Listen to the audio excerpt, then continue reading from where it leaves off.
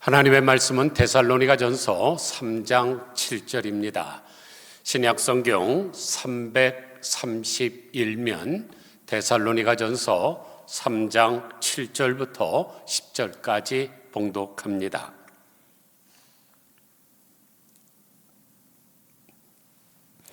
이러므로 형제들아, 우리가 모든 궁핍과 환난 가운데서 너희 믿음으로 말미암아 너희에게 위로를 받았노라. 그러므로 너희가 주 안에 굳게 선즉 우리가 이제는 살리라. 우리가 우리 하나님 앞에서 너희로 말미암아 모든 기쁨으로 기뻐하니 너희를 위하여 능히 어떠한 감사로 하나님께 보답할까. 아멘.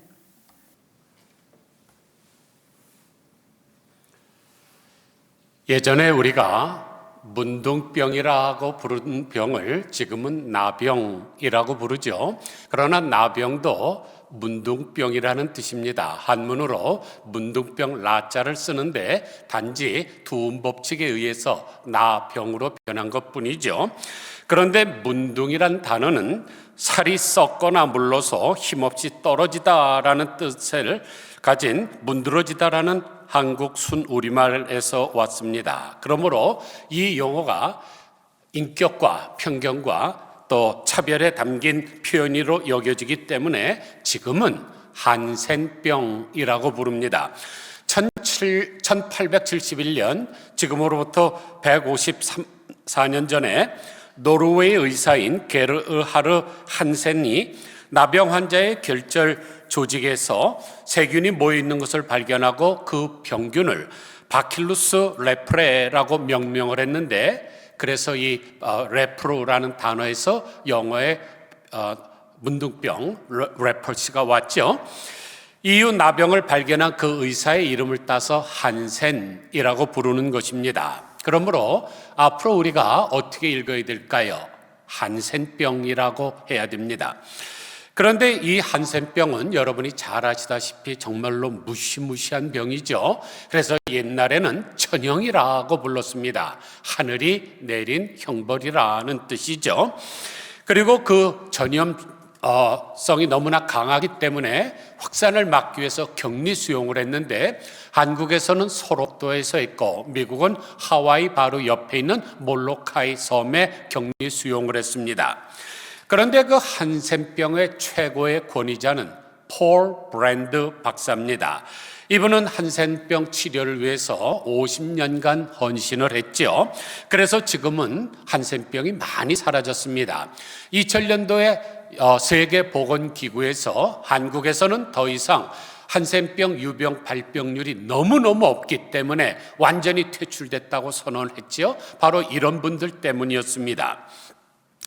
그런데 이분이 한 번은 영국을 방문해서 기차를 타고 지방을 순시한 적이 있습니다. 당시에 기차가 굉장히 불편하고 힘들었죠.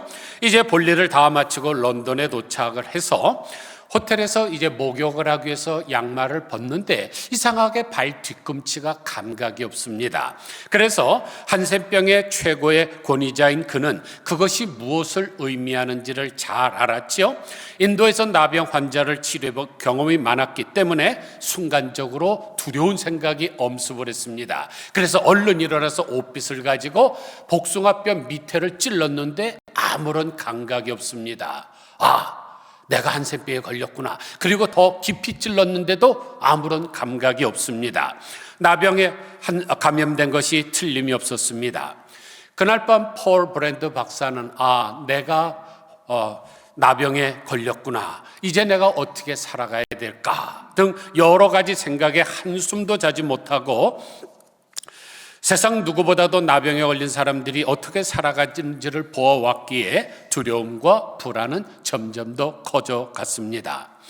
앞으로 사랑하는 가족들 또 친구들로부터 격리되어 고통을 당하며 외롭게 죽어가야 한다는 생각을 하니까 눈물이 핑 돌았습니다.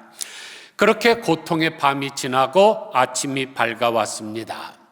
어젯밤에 그것을 경험했기 때문에 자포자기하는 마음으로 다시 한번 옷핀을 가지고 다리를 찌르는데 하고 그냥 그 핀을 놔버렸습니다. 너무나 아팠기 때문이죠. 그러나 그 아픔 가운데 하나님 앞에 감격해서 하나님 감사합니다. 이렇게 아프다니요. 아파서 너무나 감사합니다. 라고 외쳤습니다. 그러니까 오랜 시간 불편한 기차에서 쪼그리고 여행을 하면서 잠시 신경이 마비되었던 것이었습니다. 그런데 다시 마비가 풀려 통증을 느낄 수가 있었던 것이죠. 그날 이후 이 폴 브렌트 박사의 삶이 완전히 변화되기 시작을 했습니다. 아픔을 느낀다는 사실이 얼마나 감사한 줄을 알았기 때문이죠. 그래서 폴 브렌트 박사는 아주 신실한 기독교인이 됐는데, 우리가 아주 존경하는 필립 얀시라고 하는 최고의 영성가가 그분을 가리켜 나의 영적 아버지라고 부를 정도였습니다. 그러므로 우리가 살아가면서 실수로 칼에 베이고 또는 못을 박다가 손을 때리고 길거리 가서 넘어져 갖고 코가 깨지고 또는 다리가 삘 때마다 아프다는 통증을 느끼게 되면 감사해야 됩니다. 이게 내가 살아있다는 증거고 나병에 걸리지 않았다는 증거이기 때문입니다. 사실 우리가 아픔과 고통과 통증을 좋아하는 사람은 아무도 없습니다. 그러나 하나님은 그것을 통하여 역사하십니다. 그러므로 통증이 있을 때마다 감사하시기를 바랍니다. 감사를 하면 마음의 염려와 근심과 불안 같은 것이 사라집니다. 마음의 질병과 육신의 질병과 영적인 질병이 치료됩니다. 그래서 감사는 만병통치약입니다. 예수님께서도 어려운 일이 있을 때마다 무엇을 하셨습니까? 하늘을 향하여 축사하셨다 그랬는데 그것이 바로 하나님께 감사하셨다는 뜻입니다. 그래서 시편 50편 23절을 보면 감사로 제사를 드리는 자가 나를 영화롭게 하나니 그의 행위를 옳게 하는 자마다 내가 하나님의 구원을 보이리라 그랬습니다. 오늘 본문을 보면 사도 바울이 데살로니가 교회 성도들이 가진 굳건한 믿음을 감격해서 감사를 하고 있습니다. 9절 보세요. 능히 어떠한 감사함으로 하나님께 보답할까? 그러면 사도 바울이 무엇으로도 보답할 수 없는 은혜로 여기고 있는 감사는 어떤 감사일까요? 첫째로 위로해 주시는에 대한 감사입니다. 7절 보세요. 이러므로 형제들아 우리가 모든 궁핍과 환난 가운데서 너희 믿음으로 말미암아 너희에게 위로를 받았노라.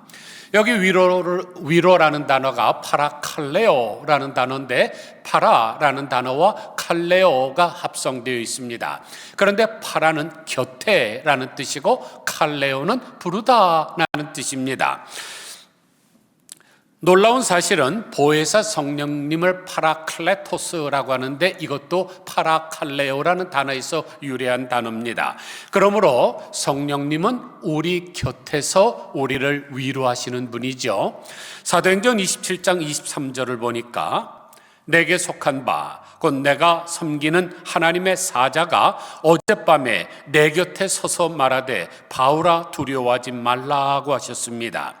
이것은 성령님께서 사도 바울 곁에 서서 위로해 주시고 격려해 주시며 용기를 북돋아 주는 모습을 보여주고 있습니다.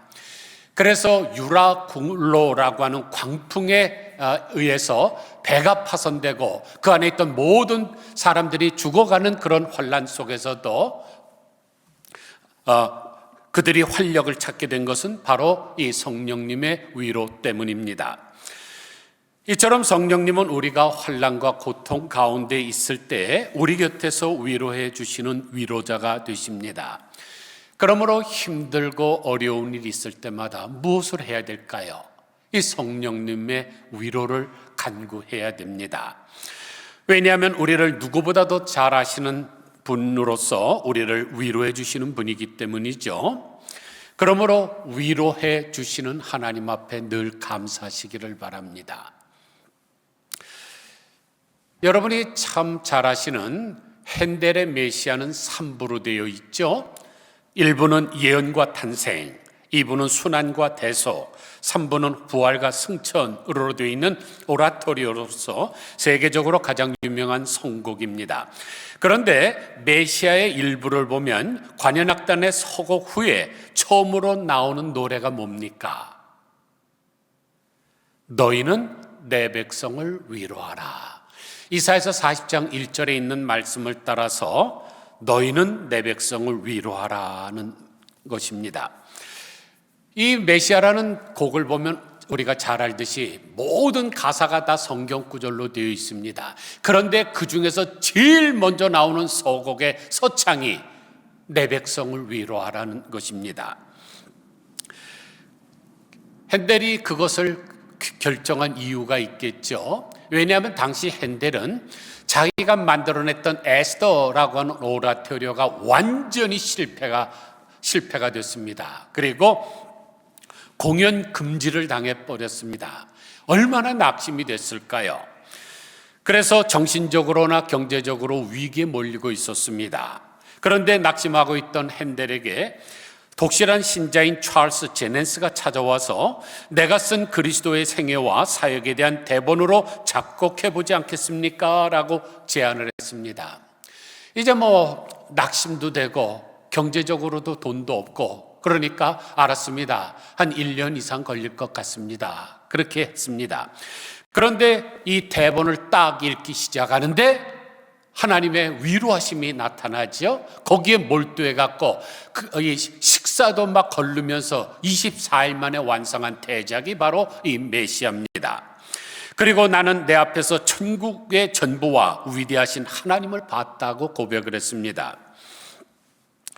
그러니까 핸델이 육신적으로나 정신적으로나 재정적으로 어려움을 만났던 위기에 위로하시는 하나님을 만나서 극적으로 회생됐던 것입니다. 사랑하는 성도 여러분, 정말로 죽고 싶을 만큼 힘들 때라 할지라도 낙심하지 마시기를 바랍니다. 내 사정보다 나를 더 잘 아시는 하나님이 바로 우리 곁에 계시고 우리를 위로해 주시는 분입니다.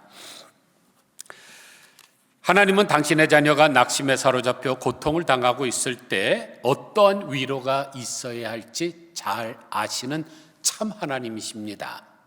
우리는 다른 사람이 어떤 어려움을 겪었을 때 어떻게 위로해야 될지 모를 때가 있지 않습니까? 말을 잘못 꺼내갖고 도리어 그에게 상처를 주지 않을까 그래서 침묵하고 있을 때가 있습니다. 그러나 우리 하나님은 어떠한 위로가 필요한지 너무나 잘 아시는 분입니다. 그러므로 위로해 주신 하나님께 감사하시기를 바랍니다. 둘째로 살려주심에 대한 감사입니다. 8절 보세요. 그러므로 너희가 주 안에서 굳게 선즉 우리가 이제는 살리라. 여기서 살리라는 헬라어로 조멘인데 데살로니가 교회 성도들의 견고한 믿음에 대한 소식으로 사도 바울이 새로운 생명력을 얻었다는 뜻입니다. 영적으로 살아나는 용기와 힘을 얻었다는 것이죠. 그러므로 부디 견고한 믿음 위에 굳게 서시기를 바랍니다.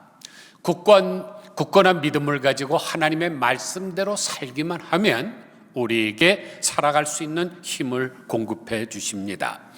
그래서 고린도후서 4장 8절을 보면 우리가 사방으로 우겨쌈을 당하여도 쌓이지 아니하며 답답한 일을 당하여도 낙심하지 아니하며 박해를 받아도 버림받지 아니하며 거꾸로 뜨림을 당하여도 망하지 아니하고 우리가 항상 예수의 죽음을 몸에 짊어짐은 예수의 생명이 또한 우리 몸에 나타나게 하려 함이라고 하셨습니다. 그러므로 어떠한 상황 속에서도 우리를 살려주시는 주님께 감사하시기를 바랍니다.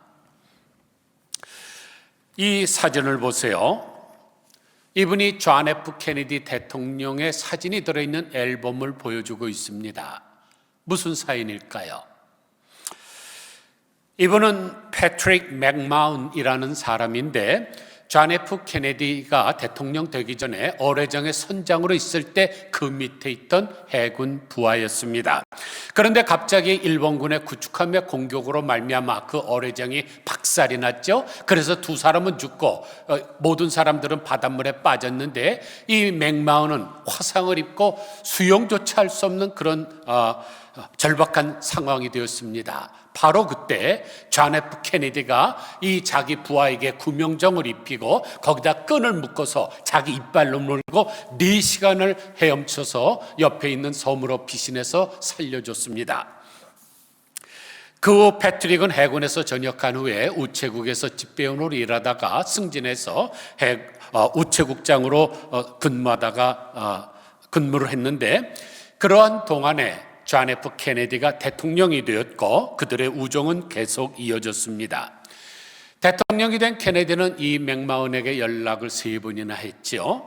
내가 도와줄 테니까 무엇이든지 말하라 하고 했습니다. 그러나 패트릭은 아무것도 부탁하지 않았습니다. 목숨을 살려준 은혜도 그토록 큰데 무엇을 더 요구하겠는가는 뜻이죠.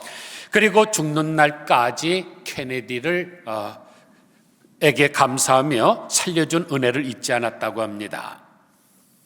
사랑하는 성도 여러분, 우리가 맥마음과 같은 상황에 빠져 있는데 누가 나를 구명정을 입히고 그 다음에 끈으로 묶고 자기 이빨로 물어서 4시간이나 헤엄쳐서 나를 살려줬다고 하면 어떻게 해야 되겠습니까? 백골난망이죠. 내 뼈가 그냥 완전히 허옇게 되고 완전히 부스러질 때까지 그 은혜를 잊어서는 안 되는 것입니다. 그런데 우리는 그 정도가 아니죠. 이 땅에서의 생명만 살려준 게 아닙니다. 우리가 죽은 후에 저 세상에서 영원토록 당해야 될 형벌에서부터 우리를 구원해 주신 분이 하나님 아니십니까? 그러므로 우리는 만입이 있어도 주님의 사랑과 은혜에 늘 감사를 해야 됩니다. 셋째로 기쁨 주심에 대한 감사입니다. 9절 보세요. 우리가 우리 하나님 앞에서 너희로 말미암아 모든 기쁨으로 기뻐하니 너희를 위하여 능히 어떠한 감사로 하나님께 보답할까. 여기 모든 기쁨으로 기뻐한다는 말은 내가 당하고 있는 모든 환난의 고통을 잊을 수 있을 정도의 강도 넘치는 기쁨을 주셨다는 뜻입니다. 그런 기쁨을 우리가 뭐라 그럽니까? 극락이라 그러죠. 다할 극자의 즐길 락, 영어로는 bliss라고 하는데 다시 없는 기쁨을 의미합니다. 그런 기쁨의 근원은 오직 예수 그리스도십니다. 찬송가 325장 가사를 보면 예수가 함께 계시니 시험이 오나 겁없네, 기쁨의 근원 되시는 예수를 위해 삽시다. 요한복음 16장 22절에서는 지금은 너희가 근심하나 내가 다시 너희를 보리니 너희 마음이 기쁠 것이요 너희 기쁨을 빼앗을 자가 없으리라 그랬습니다. 여러분은 언제 기쁘십니까? 내가 어떤 귀한 것을 가지고 있는데 그것을 누가 빼앗아 가져갈 수 있다, 아니면 도둑놈이 들어가서 훔쳐갈 수 있다 그러면 불안하지요. 그런데 이것이 영원토록 빼앗길 수가 없다, 그럴 때 진정한 기쁨이 일어나는 것입니다. 그러한 기쁨의 이면에는 예수님이 계십니다. 이런 기쁨은 예수님께 속한 것인데 이 예수님에게서 이 기쁨을 빼앗을 사람이 없습니다. 그런데 예수님께서는 그 기쁨을 우리에게 주시기를 원하십니다. 그러므로 우리는 하나님께 감사해야 합니다. 사랑하는 성도 여러분, 혹시 샴페인 좋아하십니까? 술을 마시지 않는 사람들도 어떤 특정한 날 샴페인을 갖다 놓고 잠깐 살짝 마시면 기분이 굉장히 좋죠. 내가 뭐 된 것 같고 또 품위와 품격이 올라간 것 같습니다. 그런데 만약 내 영혼이 샴페인을 마시면 어떻게 될까요? 극락이겠죠. 그런데 내 영혼의 샴페인이라는 책을 쓴 마이크 메이슨은 어릴 적부터 어두운 성격의 소유자였습니다. 우울한 성격 때문에 20대 후반에는 알코올 중독에 빠지고 말았습니다. 하루하루 기쁨이 없는 암담한 삶을 살고 있는데 어느 날 이제 앞으로 90일 동안 주 안에서 기뻐해 보자고 결단을 했습니다. 90일 동안에는 슬픈 생각하지 말고 어떤 일이 있든지 기쁘다 하면서 살아가겠다고 작정을 한 것입니다. 그리고 기뻐할 때 내 몸에 어떤 반응이 일어나는지, 내 생활이 어떻게 변화되는지를 90일 동안 상세히 기록을 했습니다. 그런데 별로 기쁜 일도 없지만 억지로라도 기뻐하며 작정한 결과 실제로 기쁨이 밀려왔습니다. 그런데 그 기쁨은 좀처럼 사라지지 않고 지속적으로 작동이 됐습니다. 그 결과 어떻게 됐을까요? 그렇게 그를 괴롭히던 우울증은 사라지고 알코올 중독에서 해방이 됐습니다. 항상 기뻐하라는 명령에 순종하니까 슬픈 상황이 기쁨으로 바뀌었던 것입니다. 그래서 요한복음 15장 10절에서 예수님께서 내가 아버지의 계명을 지켜 그의 사랑 안에 거하는 것 같이 너희도 내 계명을 지키면 내 사랑 안에 거하리라. 내가 이것을 너희에게 이름은 내 기쁨이 너희 안에 있어 너희 기쁨을 충만케 하려 함이라고 하셨습니다. 여러분, 의식적으로라도 기뻐하면 기쁨은 찾아옵니다. 그러므로 우리가 아침, 저녁으로 거울을 보면서 자꾸 기쁘다, 기쁘다, 나는 기쁘다, 항상 기쁘다 외치시기를 바랍니다. 말씀을 정리합니다. 한 라디오 방송에서 아버지와 아들이 얼마나 친밀한가를 알아보기 위해서 이벤트를 실시했습니다. 아들이 아버지에게 예고 없이 전화를 걸어서 아버지 감사합니다, 사랑합니다 라고 말할 때 아버지가 어떤 반응을 보이는가를 알아보기 위한 것입니다. 그런데 가장 많은 반응을 보인 것이 이것입니다. 아들이 아버지에게 전화해서 여보세요 아버지 이 늘 하질 못하는 말이니까 더듬고 있어요. 여보세요 아버지 라고 했더니 아버지는 아들이 뭐라고 말하려고 하는지를 들어보지도 않고 엄마 바꿔주마 그랬습니다. 아들이 아니에요 아버지께 드릴 말씀이 있어요. 아버지 감사합니다 사랑합니다 라고 말하자 아버지가 뭐라 그랬을까요? 야, 너 술 먹었냐? 그 다음에 아들이 아니에요 이 말은 예전부터 꼭 하고 싶었던 말이에요 라고 했더니 아버지가 뭐라고 했을까요? 너 돈 필요하지? 이게 뭐를 말해주는 것입니까? 아버지와 아들 사이에 대화도 없지만 이 사랑한다, 감사한다는 말을 해본 적이 없으니까 이렇게 어색한 것입니다. 이제 우리는 이 잘못된 습관을 고치고 버려야 됩니다. 범사에 감사해야 됩니다. 감사가 없으면 우리의 삶은 지옥으로 변합니다. 그러므로 감사하지 않으면 결국 자신에게 엄청난 손해가 일어납니다. 따라서 다른 사람이 뭐라고 하든지 매사에 무조건 감사하고 감사 일기를 쓰는 그런 연습을 하시기를 바랍니다. 영국의 유명한 신학자의 영성가인 윌리엄 로우는 만족과 행복을 가장 빠르게 찾는 비결은 범사에 감사하는 데 있다 그랬습니다. 한 가지 예를 들고 마치겠습니다. 워너 솔멜이라는 사람이 결혼을 하고 얼마 되지 않은 젊은 나이에 중병에 걸렸습니다. 의사는 당신이 앓고 있는 병은 임파선 결핵입니다. 당신은 앞으로 3개월밖에 더 살지 못할 것입니다 라고 선언을 했습니다. 그 말을 들은 워너 솔맨은 아주 절망적이 되었죠. 당시 아내는 유명한 가수였는데 지금 임신을 했습니다. 그러니까 얼마나 미안한 생각이 들겠어요. 또 곧 태어날 아이를 생각하면 잠을 잘 수가 없었습니다. 그가 절망에 빠져 신음하고 있을 때 아내가 위로하면서 이렇게 말했습니다. 여보, 3개월밖에 못 산다고 생각하지 말고 하나님께서 3개월을 허락해 주셨다고 생각하며 감사하면서 살아갑시다. 그리고 아무것도 원망하지 맙시다. 3개월이 얼마입니까? 천금 같은 그 기간을 가장 아름답게 만들어 봅시다. 3개월이나 되는 기간을 살기에 허락하신 하나님께 감사합시다. 이 말에 용기를 얻은 워너 솔만은 생각을 고쳐먹고 남은 나날을 감사하면서 살기로 결심을 했습니다. 그런데 원래부터 화가니까 그 3개월 동안 그림을 그렸습니다. 그런데 3개월이 됐는데 어떤 일이 일어났을까요? 안 죽었습니다. 병원에 가서 확인한 결과 그의 결핵은 깨끗이 씻은 대로 치유가 됐습니다. 그런데 그때 그린 그림이 바로 Head of Christ, 예수님의 머리라는 그림인데 지금까지 세상에서 가장 많이 팔린 그림이죠. 저희 집에도 있었는데 여러분의 집에도 있을 줄로 믿습니다. 그러니까 원망하지 않고 감사하면서 살아갔더니 대박이 터진 거죠. 병고침도 얻었고 명예도 얻었고 떼돈도 벌었습니다. 이처럼 불평과 불만과 원망과 저주는 모든 질병의 원인이 될 수 있지만 감사는 모든 질병을 치료하는 만병통치약입니다. 뿐만 아니라 복을 불러들이는 도구입니다. 그래서 요즘 의학계에서도 감사 테라피라는 그런 치료법이 있습니다. 효력도 참 좋고요.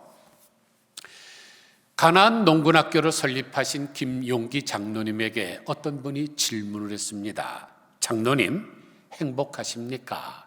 그러자 물끄러미 바라보고 있던 김용기 장로님이 이렇게 대답했습니다. 아니요, 감사합니다. 사랑하는 성도 여러분, 행복을 추구하는 순간 불행에 사로잡히기가 쉽습니다. 행복이라는 게 뭘까요? 파랑새와 같은 것입니다. 뭘 많이 축적을 해야 즐겁고 남이 가지지 않은 것을 내가 가져야 기쁘고 다른 사람이 성취하지 못한 것을 도달해야 기쁜데 이게 내 마음대로 그렇게 됩니까? 오죽 안 맞으면 복권이라 그러겠어요. 하지만 인생의 은혜임을 깨닫는 사람은 항상 감사하면서 살 수가 있습니다. 아무쪼록 하나님이 위로해 주심에 감사하시고 하나님의 살려주심에 또 감사하시고 극락의 기쁨을 주시는 하나님께 진정으로 감사하는 복된 성도님들 다 되시기를 주님의 이름으로 간절히 축원드립니다. 기도하겠습니다. 하나님 아버지, 저희들이 추수감사절 때는 감사하는 찬송도 부르고 마음의 결단도 하지만 또 몇 개월 지나가면 다 사라지고 마는 이런 연약한 인생입니다. 저희들의 믿음 없음을 불쌍히 여겨주시고 오늘 증거한 말씀처럼 데살로니가 교회 성도들이 큰 환난 중에 있지만은 그들의 견고한 믿음을 따라 사도 바울이 감격해서 고백하는 구절을 저희들이 살펴보았습니다. 능히 어떠한 감사함으로 하나님께 보답할꼬 늘 마음에 묵상을 하게 하여 주시기를 원합니다. 우울증 환자여 알코올 중독자였던 메이슨이 90일 동안 내가 매일 감사하리라고 하며 자기의 생활을 기록한 결과 우울증도 사라지고 알코올 중독도 해방된 것과 마찬가지로 늘 감사하게 되면 모든 질병은 사라지고 우울증도 사라지고 또 워너 솔맨처럼 감사하면 대박이 터지고 복을 불러들이는 도구가 되는 줄 믿습니다. 하나님, 저희들 감사하며 살게 하옵소서. 예수 그리스도의 거룩하신 이름으로 간절히 기도드리옵나이다. 아멘.